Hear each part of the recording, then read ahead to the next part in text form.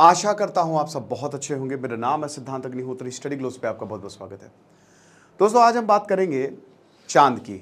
Yes, तुम आए तो आया मुझे याद, गली में आज चांद निकला। तो चांद की बात करेंगे।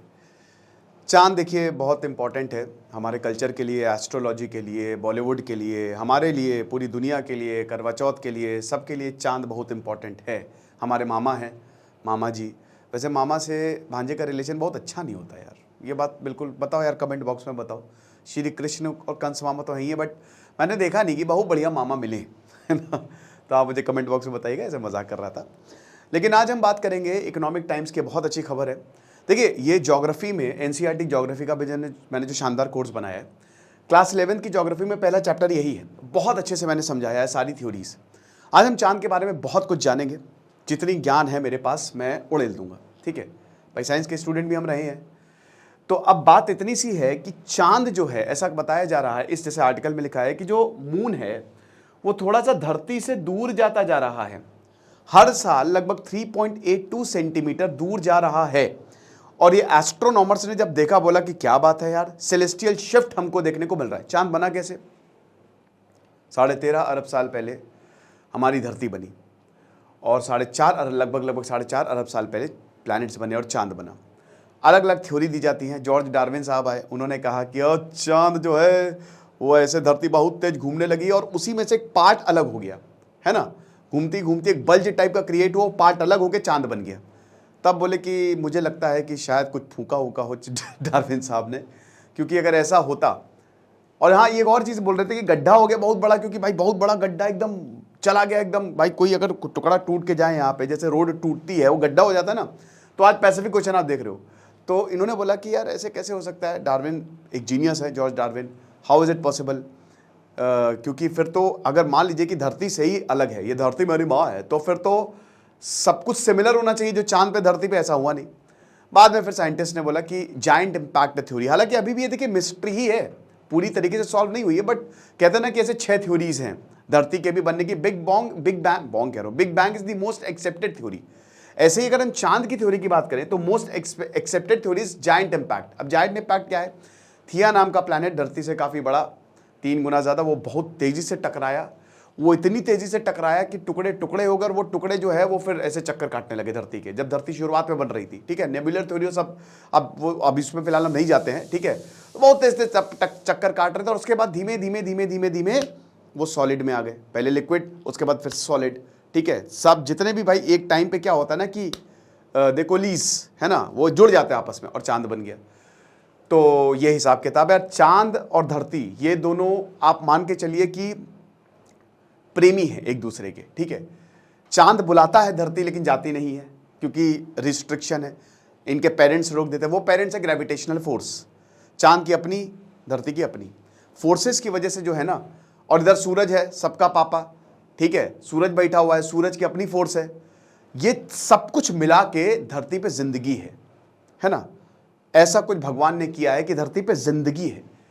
चांद का इंपॉर्टेंस इतना ज्यादा है दोस्तों, इतना ज्यादा है, अभी तक साइंटिस्ट पता नहीं लगा पाए। जैसे जो केकड़े हैं, वो जब न्यू मून होने वाला होता है तभी वो अंडे देते हैं, और ऐसी बहुत सारी प्रजातियां चांद के साइकिल को देख के प्रजनन करती हैं। That is something. एस्ट्रोलॉजी में तो चांद जो है, मतलब आपका जो फीमेल से रिश्ता है, या चांद कहते हैं ना कि बहुत ही इंपॉर्टेंट होता है। हाथ में भी जो चांद का पर्व है, तो खैर एस्ट्रोलॉजी में हम नहीं जाएंगे, ठीक है। चांद स्ट्रांग होना बहुत ज़्यादा ज़रूरी है, लेकिन एस्ट्रोनॉमी में या साइंस में अभी तक हम पूरी तरीके से समझ नहीं पाए हैं चांद के रिलेशन को। चांद की वजह से धरती में ज्वार भाटा आता है, टाइड्स आता है, low tides, high tides. High tide आएगा तो समुद्र का लेवल ऊपर चला जाएगा, लो टाइड्स आएगा नीचे चला जाएगा। बहुत इंपॉर्टेंट है। 1 मिनट बस आपका लूंगा दोस्तों। देखिए, कल हमारी क्लास शुरू हो जाएगी, कल से हमारी क्लास आरंभ होगी। तो make the best out of it. Telegram group बन गया है, देर मत करिए, ठीक है। मत मिस करिएगा क्लास। ये शानदार कोर्स पॉर्न एडिक्शन को खत्म करने का हम कल से चालू करेंगे। कल से क्लासेस होंगी। 500 रुपए का ये कोर्स है, 9 महीने की वैलिडिटी के साथ। एक बहुत बड़ी प्रॉब्लम है, और लेवल 3 यह हार्ड होगा। लेवल 3 में जब आप आओगे तो आप जो चाहोगे, आपका दिमाग रिप्रोग्राम हो जाएगा, जो चाहोगे वो हो जाएगा। साइकोलॉजिकल कोर्स है ये।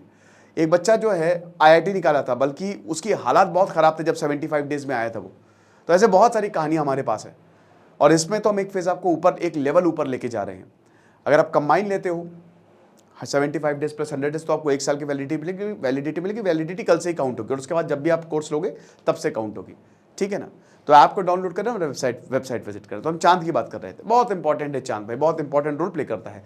चांद पे एटमॉस्फेयर नहीं है, why moon has no atmosphere, चलो मुझे कमेंट बॉक्स में बताओ, ठीक है, ये आपका सवाल है। एस्केप वेलोसिटी, चलो मैंने हिंट भी दे दिया, ओके। तो अब यहां पे बोला जा रहा है कि हर साल 3.82 सेंटीमीटर जो है वो दूर चांद जो है वो जा रहा है, राइट। ऐसा क्यों हो रहा है? अब इसमें क्या है कि हमारे दिन जो है, देखिए अगर चांद नहीं होगा या चांद दूर चला जाए तो हमारे दिन और रात में फर्क पड़ेगा। अगर मान लीजिए चांद हटा दे, चांद होता ही नहीं, तो हमारी धरती की संरचना ही बदल जाती। आज चांद की वजह से जीवन है और दिन लंबे हैं। चांद नहीं होता तो बहुत सारी लाइफ खत्म हो जाती, ठीक है ना। दिन बहुत छोटे होते, 6 घंटे के दिन होते, क्योंकि धरती और बहुत तेजी से घूमती। भाई चांद ने सूरज के बल पे लगाम लगाया हुआ है, आप ये मान के चलिए। चांद मतलब ऐसा क्या है ना कि जैसे आप बहुत ताकतवर हो, ठीक है, और मैं आपके सामने आ जाऊं, मैंने कहा ठीक है ताकत, तो 2 बाहुबलियों की टक्कर है। आप बड़े बाहुबली हो, सूरज ज्यादा ताकतवर है, लेकिन हम छोटे, फिर भी आप लगाम लगी हुई है। लेकिन अगर छोटा बाहुबली तो वो अनकंट्रोल्ड हो जाएगा। तो इसमें धरती क्या है ना, क्योंकि सन की अपनी फोर्स है, सूरज की अपनी फोर्स है, बहुत तेज घूमने लगेगी। और जब भाई रोटेशन की वजह से दिन और रात होती है, आज हमारा एक दिन 24 घंटे का, तब 6 घंटे का हो जाएगा। 24 घंटे के अंदर 4 बार दिन रात हो जाएगी, हमारी बायोलॉजिकल क्लॉक बदल जाएगी, सब कुछ बदल जाएगा। आप समझ रहे हो? तो अगर चांद नहीं होगा, ज्वार भाटा नहीं आएगा, टाइडल फोर्सेस गई, हमारे समुद्र शांत हो जाएंगे, जिसकी वजह से समुद्र का लेवल नीचे जाएगा। एक लेवल पे अभी ऊपर होता है, नीचे होता है। कोरल्स उस हिसाब से अंडे देते हैं, मतलब कोरल्स में जो प्रजातियां आती है घर बनाने के लिए, ठीक है। तो बहुत कुछ बदल जाएगा, लाइफ बदल जाएगी, लाइफ साइकिल बदल जाएगी, और शायद बहुत सारी चीजें तो खत्म ही हो जाए।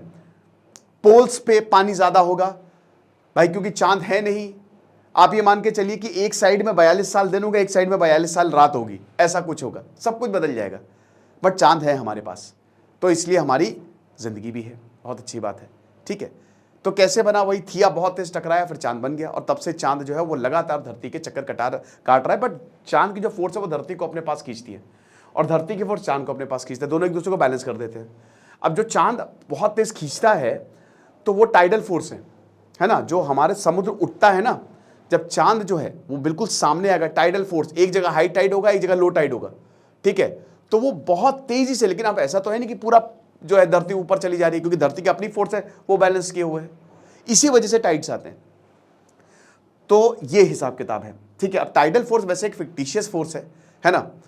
तो यहां पे ये बताया जा रहा है कि इसी टाइडल फोर्स की वजह से, क्योंकि धरती भी घूम रही है और थोड़ा थोड़ा जो है वो चांद दूर जाता जा रहा है। तो अब मान लीजिए कि अगर चांद ऐसे ही दूर गया, ऐसे ही 3.82 सेंटीमीटर, क्योंकि मिलियंस ऑफ ईयर से ये हो रहा है, करोड़ों सालों से ये होता जा रहा है। तो यहां पे बोल रहे हैं कि जो अगर ऐसा हुआ तो फिर शायद दिन जो है वो छोटे होने लगेंगे, right.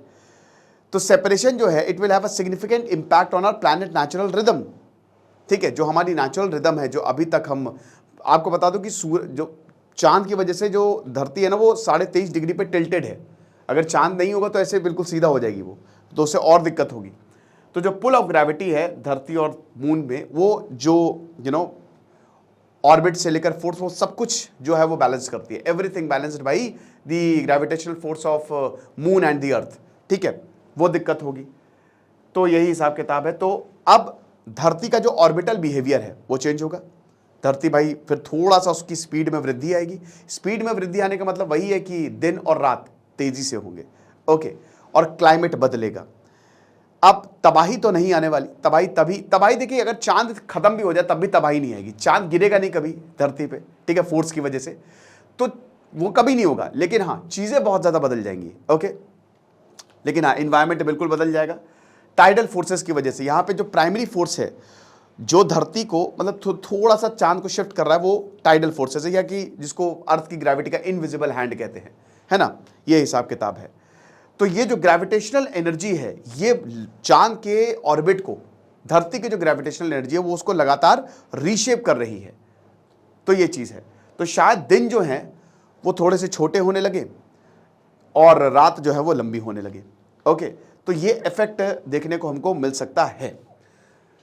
Tidal force are important forces, right. जैसा कि हमने बताया कि उधर चांद है, इधर धरती है। अब चांद की ग्रेविटेशनल वो खींचती है ना, तो धरती जो है ना थोड़ी बल्ज हो जाती है वो, जैसे मान लीजिए कि ये पॉइंट है, राइट, ये है, जैसे ये तो नेचुरल शेप है, लेकिन हल्का सा ये बल्ज हो जाएगा इनकी ग्रेविटेशनल फोर्स की वजह से। ये ए हो गया, बी हो गया, सी हो गया। क्यों? क्योंकि इधर चांद है और इधर सूरज है, सूरज भी तो खींच रहा है, दोनों एक दूसरे को खींच रहे हैं, मतलब दोनों यहाँ पे। तो यहाँ पे ये वाला लो टाइड का एरिया होगा, ये इधर वाला जो है वो हाई टाइड आएंगे यहाँ पे, जाहिर सी बात है। तो अब बी के पॉइंट के हिसाब से ये थोड़ा दूर जा रहा है, ये थोड़ा दूर जा रहा है। इसी फोर्स को कहते हैं, जो कि फिक्टिशियस फोर्स होती है, जो कि टाइडल फोर्स होती है। और चांद घूम क्यों रहा है? वो सेंट्रीफ्यूगल फोर्स की वजह से, वो भी फिक्टिशियस है। किसी को घुमाते हो तो दूर जाता है, ठीक है ना, एरिया, वो आपके पास नहीं गिरेगा, वो भी centripetal force is mv²/r, right. तो इस वजह से बेसिकली टाइडल फोर्स की वजह से थोड़ा सा चांद जो है हमारा दूर जाता जा रहा है।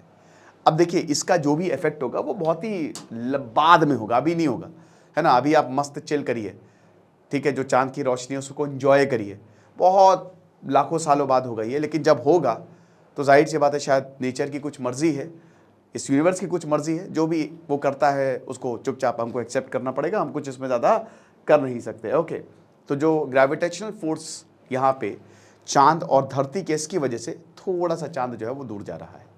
ये लेक्चर था, बाकी आप हमारे कोर्स को ज़रूर अवेल करें, आपको बहुत ज़्यादा फायदा होगा। Thank you so much.